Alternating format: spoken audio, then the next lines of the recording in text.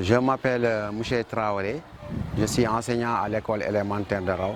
Donc je suis assisté par une collègue, Madame Nia, Aïssatou Nia, donc qui est chargée de la vente au niveau du jardin scolaire de l'école et du gouvernement scolaire de l'école de Rao.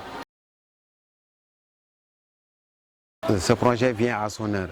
On avait l'habitude d'utiliser les arrosoirs pour arroser et ça nous faisait perdre beaucoup de temps avec les élèves. Maintenant, avec le système laser, donc ça nous permet de gagner du temps, n'est-ce pas? En 5 minutes, on peut arroser le jardin et rebourser chemin, aller suivre nos cours. Et vraiment, ce projet vient à son heure. Et aussi au niveau de l'environnement de l'école aussi, on a ressenti son impact. On a ressenti son impact. On a planté, par exemple, des légumes, n'est-ce pas, un jardin potager tel que la tomate, les poivrons, les navets, les rachos, les maniocs, les patates. Et il y en a ce qu'on appelle quelques fruits, comme la banane, les papayes. Et il y en a aussi celles qui fleurissent ici, je ne connais le grenadine. Quand on parle de nutrition, c'est tout ce que nous mangeons, tout ce que nous consommons. Et ce que nous consommons devait être naturel. Et ici, la chance que nous avons, c'est que vous nous avez permis d'améliorer le jardin avec avec la mise en place de nouveaux produits tels que les légumes, parce qu'on n'avait que juste quelques variétés. Mais avec votre appui, nous avons eu la chance, ou bien nous avons pu élargir, parce qu'actuellement nous avons presque 10 variétés mises en place. Et aussi on fait de la culture bio. Parce qu'à chaque fois que de besoin, nous demandons aux enfants de nous apporter le fumier. Et nous y veillons aussi.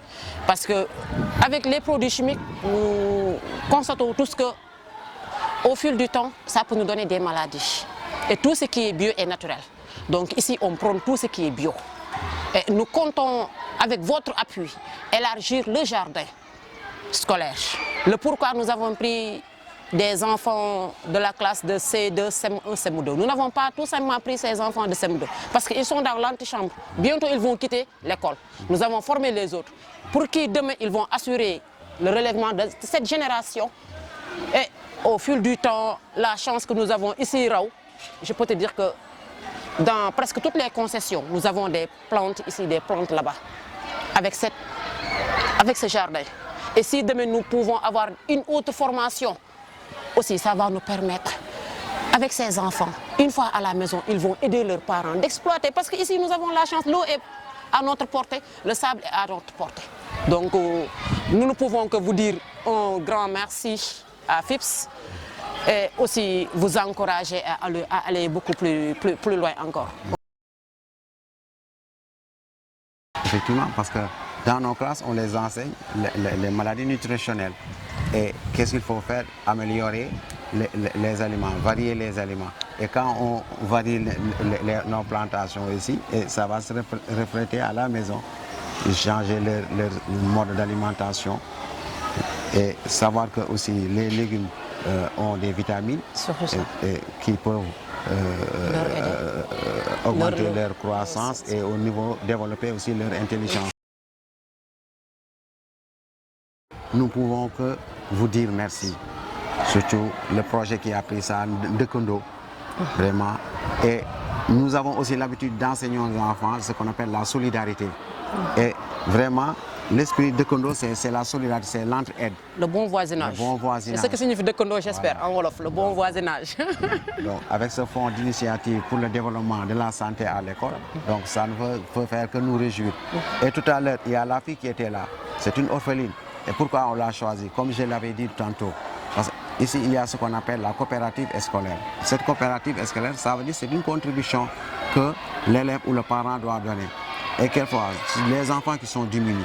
Donc avec ce jardin-là, quelquefois, on pourra s'acheter des manuels scolaires, quelquefois des cahiers, des bics, et les aider là-dessus. Donc c'est ça l'objectif que nous visons sur ce jardinage-là. Et apporter ce qu'on appelle de l'aide à certains des parents, des personnes qui sont démunies. Je m'appelle Mohamed Diop, je fais la classe de CM2 et j'ai 11 ans. On fait du jardinage comme vous le voyez ici.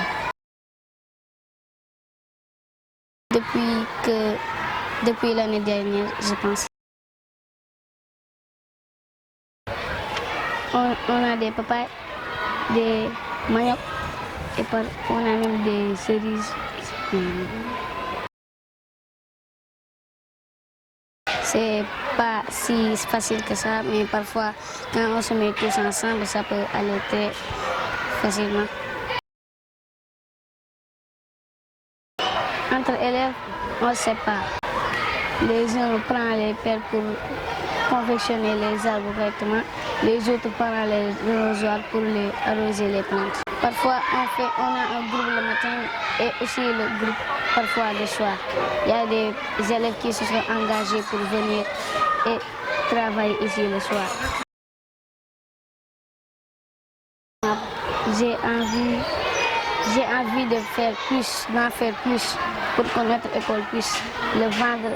Si les légumes sont parfaits état, on va pouvoir les vendre au marché pour récupérer de l'argent et en servir dans notre école.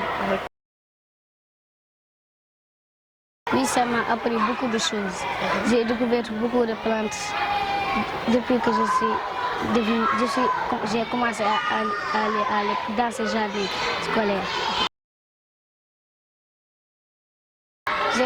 Je remercie à ceux qui m'ont financé pour faire ça, parce que ce projet a été fait par le directeur pour que les élèves puissent en savoir plus dans le jardinage.